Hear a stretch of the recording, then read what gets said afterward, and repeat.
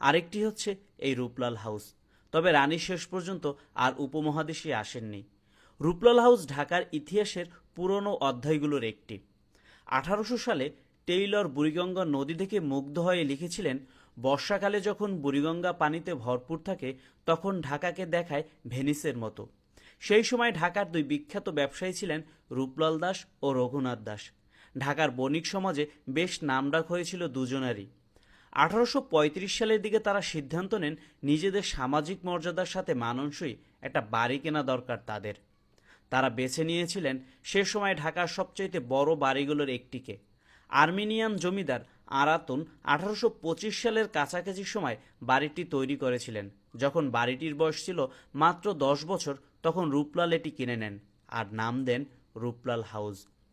রূপলাল ব্যবসা জীবন শুরু করেছিলেন পথে পথে লগ্নি ব্যবসা করে। সেখান থেকে মেধার জড়িয়ে উঠে যান ঢাকা শহরের সবচেয়ে ধনাঢ্য ব্যবসায়ীদের কাতারে। আর মানুষ হিসেবে ছিলেন ভীষণ বিলাসী। 50 কক্ষ বিশিষ্ট বাড়িটি কিনেই তিনি থেমে যাননি। নিজের পছন্দ, চাহিদা ও রুচির সমন্বয়ে পুনর্নির্মাণ করেন এই বাড়িটি। এই বাড়ি পুনর্নির্মাণের কাজ তিনি দেন কলকাতার বিখ্যাত British engineering company Martin and কোংয়ের কাছে। বিশাল নির্মাণযোগ্য ব্যবহার করা হয় স্থানীয়ভাবে পোড়ানো ইট আর প্রচুর লোহা। নির্মাণ কাজ চলেছিল দীর্ঘ সময় ধরে। 1947 সালের দেশভাগের সময় এই বাড়িটি বিক্রি করে রূপলাল দাস ভারতে পাড়ি জমান। দেশভাগের আর 10টি বিয়োগান্তক সম্পর্কের মতো শেষ হয়ে গেল দাস পরিবারের সাথে অভিজাত ঢাকার স্মৃতি। বাড়ির মালিকানা নিয়ে দলাদলির শুরু তখন থেকে।